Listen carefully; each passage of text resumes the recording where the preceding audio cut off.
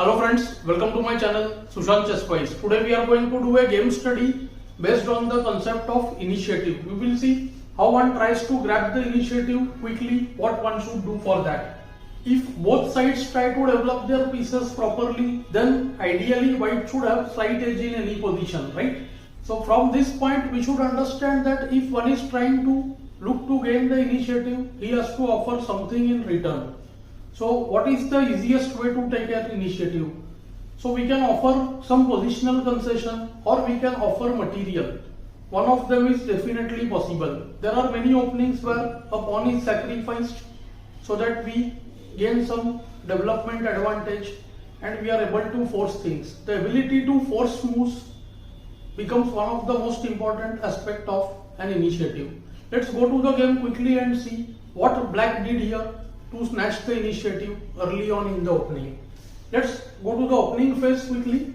White starts with the solid 4 knights game, e4, e5, nf3, nc6, nc3, nf6. The starting position of 4 knights, white goes for the main move, which is the solid bb5. Another option is d4.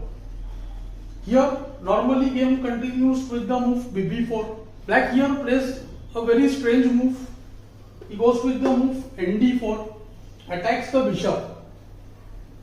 He intends to take the bishop and maybe take e4 or go bishop c5. Knight into e5 is not that great. White can definitely consider here the move knight d4, ed, e5, which can make the play sharp, and this is what one should do, especially the side who has the initiative. But white played the move bishop a4.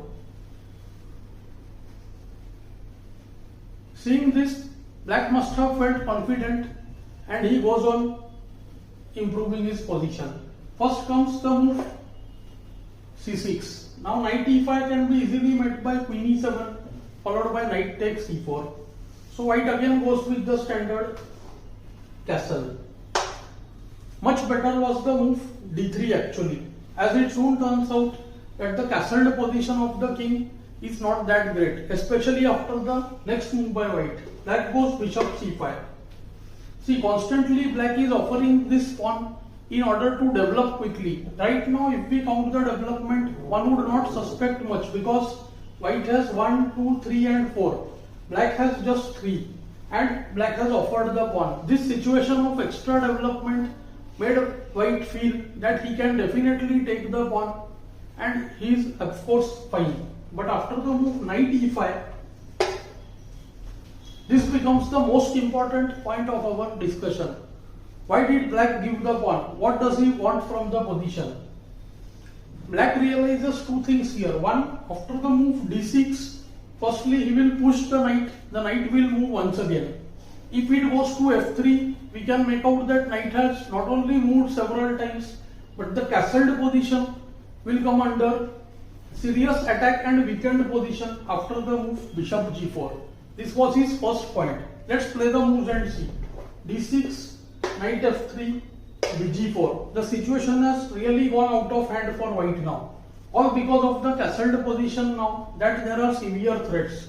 Bishop f3, gf, queen d7 is in the offing and the queen will reach h3. So black can try the move e5 here, but here also we see that after bishop f3, gf3, knight d7, very strong move, queen is heading to h4, and after ed, of course queen h4 blunder now, queen e1 check followed by queen e7 check, trades the queens. Black has castle, and when we see that there is nothing much he can do about queen h4. For instance, kh1, queen h4. There are now two threats. One is queen h3 followed by nf3 and other is bishop d6. When we see that black is winning. One of the main reasons for me to choose this example, in spite it being a slightly easy one, is it goes very well with our ongoing topic of the indicators of attack, where we learnt how to use the concept of extra development and the concept of barrier. We see this position resembles exactly the one that of a barrier, especially the next lines where we will see the white pieces on the queen side are never able to reach the defense on the king side. So the central squares we will see e3, d3, e4, d4, e5, d5, they are all protected by black's pieces, and white never manages to transfer his pieces, which we learned or discussed in the topic of barrier recently. Let's go back to the game and see what happened. After d6, white went knight d3.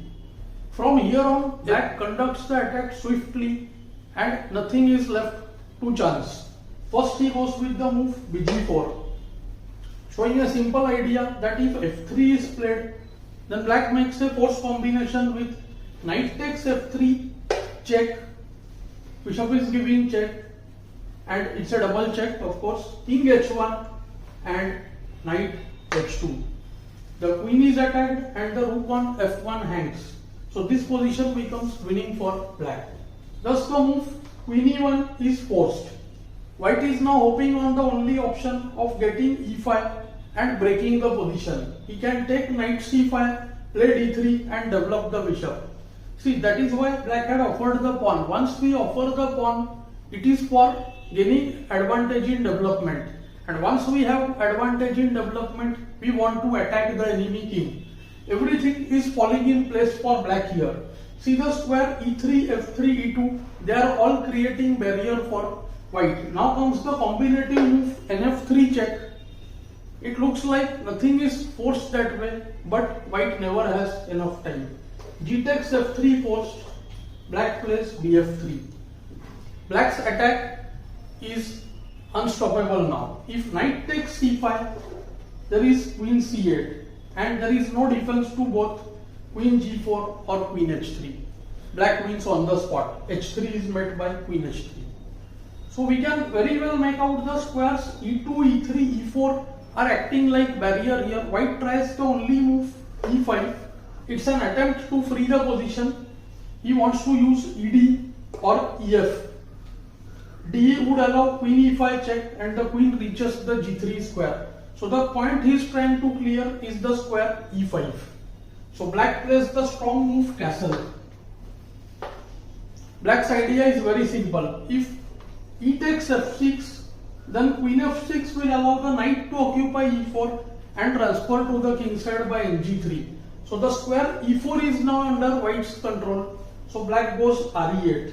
Again, continuing the concept of barrier, e4 is snatched. Look at the white queen, it is trapped as well. On top of it, there is qf6, qg5 or qd7, qh3. So this position is losing.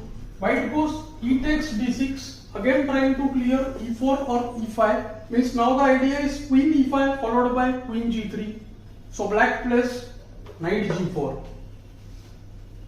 Simple yet strong, two threats are there. One is queen h4, winning instantly. Other can be the move qd6. White played qe7. Black had of course seen this and he had seen the move bishop b6. What a finish to the forceful play generated by black. Queen into d8, which is almost forced, but it allows bishop h2 checkmate. And the only other move qd6 leads to mate in couple of moves. After knight f4, queen f4, there will be mate soon. re1, queen h2, kf1, queen h1 checkmates. Although it's not a complex game, many would find the game somewhat easy, but I thought because of the ongoing concept of the barrier, this game can be instructive. I hope you will find the lesson useful too. Do let me know in the comments below. Thanks for your time.